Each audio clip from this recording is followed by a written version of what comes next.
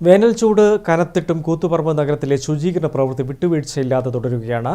Municipality ശുചീകരണ തൊഴിലാളികൾ കയ്യിൽ ഗ്ലൗസും മുഖത്ത് മാസ്കും തലയിൽ തോർത്തുമുണ്ടുമായാണ് ഇവർ സേവനത്തിനിറങ്ങുന്നത്. ചൂട് കനത്ത സാഹചര്യത്തിലും നഗരത്തിന്റെ ശുചിത്വം കാത്തുസൂക്ഷിക്കാൻ പ്രതിജ്ഞാബദ്ധരായി പ്രവർത്തിക്കുകയാണ് കൂത്തുപറമ്പ് മുനിസിപ്പാലിറ്റിയിലെ ശുചീകരണ തൊഴിലാളികൾ. താപനില ഉയരുന്നതിനാൽ രാവിലെ 10 മണി മുതൽ വൈകിട്ട് 3 മണി വരെ പുറത്തിറങ്ങുമ്പോൾ നേരിട്ട് സൂര്യപ്രകാശം ഏൽക്കാതിരിക്കാൻ പ്രത്യേകം ശ്രദ്ധിക്കണമെന്ന് കാലാവസ്ഥാ നിരീക്ഷണ കേന്ദ്രത്തിന്റെ മുന്നറിയിപ്പുണ്ട്. അതിനാൽ രാവിലെ 7 മണി മുതൽ ഉച്ചയ്ക്ക് 1 മണി വരെയുള്ള സമയത്താണ് നഗരത്തിലെ വഴികളിലും പൊതുസ്ഥലങ്ങളിലും ശുചീകരണ തൊഴിലാളികൾ തങ്ങളുടെ ദൗത്യം നിറവേറ്റുന്നത്.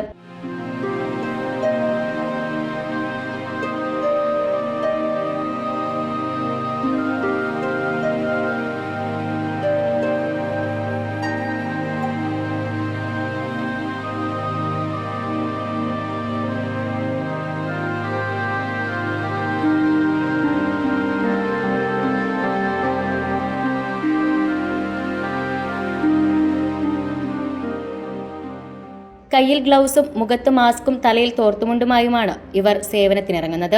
ഇതൊരു ജോലി മാത്രമല്ല, സമൂഹത്തോടുള്ള ഉത്തരവാദിത്വം കൂടിയാണെന്ന് ശുചീകരണ തൊഴിലാളികളായ ഷീല വിൻസെന്റും ഉമ്മൈമ കോട്ടപ്പുറത്തും പറയുന്നു.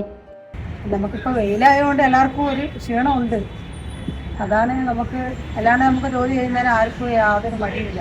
പക്ഷെ ഇപ്പോൾ ഈ കൊറോണ വന്നതിന് ശേഷം എന്താണെന്നറിയാം, നമുക്കൊന്നിപ്പോൾ വെയിൽ കൊള്ളുമ്പോൾ തളർച്ചയാണ്. ശരിക്കും നമുക്ക് മാത്രമല്ല എല്ലാ തൊഴിലാളികൾക്കത് വല്ലാത്തൊരവസ്ഥയായിട്ടുണ്ട്. മഴയെല്ലാം വരുന്നല്ലേ, അതിൻ്റെ ഭാഗമായിട്ടാണ് ഓരോ സ്ഥലത്ത് മാസ് ക്ലീനിങ് ചെയ്യണമെന്ന്. പിന്നെ നമ്മൾ ടൗൺ സ്ക്വയർ ചെയ്യാമെന്ന് വിചാരിച്ചിട്ട് അങ്ങനെ ചെയ്യുന്നതാണ്. വെയിൽ കൊള്ളാൻ പാടില്ല എന്നാണ് പറയുന്നത്. ശരിക്കും വെച്ചാൽ അത് കൊണ്ട് കഴിഞ്ഞാൽ ശാരീരികമായിട്ടുള്ള ബുദ്ധിമുട്ടുകൾ വരുന്നതാണ്. പിന്നെന്ന് വെച്ചാൽ മാനസികമായിട്ട് നമുക്ക് ക്ഷീണം വരുന്നുണ്ട്. ആ ഒരു വെയിൽ കൊള്ളുമ്പോൾ അത് നമ്മളെ കൂടി പരിഗണിക്കണം.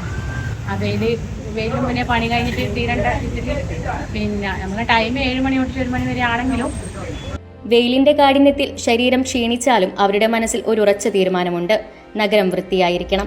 അതിനായി അവരൊഴുക്കുന്ന വിയർപ്പും കഷ്ടപ്പാടും നഗരവാസികളുടെ ആരോഗ്യ സംരക്ഷണത്തിനായാണ്. ജനങ്ങളുടെ ആരോഗ്യവും നഗരത്തിന്റെ ശുചിത്വവും സംരക്ഷിക്കുക എന്ന ലക്ഷ്യത്തോടെ അവർ മുന്നോട്ട് പോവുകയാണ്. News bureau, Koothuparamba.